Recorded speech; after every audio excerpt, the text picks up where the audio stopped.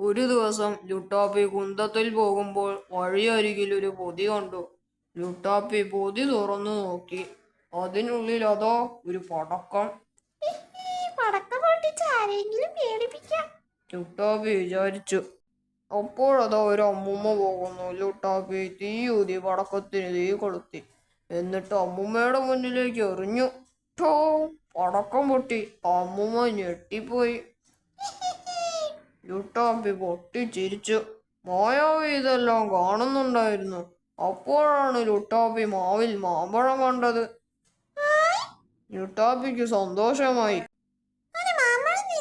ലുട്ടാപ്പി പറന്നു ചെന്നൊരു മാമ്പഴം പറിച്ചെടുത്തു.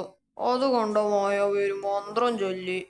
ഓം ഹ്രീം കുടുകുടു മാങ്ങേ ടോ ടോ മാങ്ങേ. ലുട്ടാപ്പി മാമ്പഴം കടിച്ചു. ഠോ! പെട്ടെന്ന് മാമ്പഴം പടക്കം പോലെ പൊട്ടി. പേടിച്ച് താഴെ വീണ ലുട്ടാപ്പി വേഗം കുന്തത്തിൽ കയറി പറന്നു.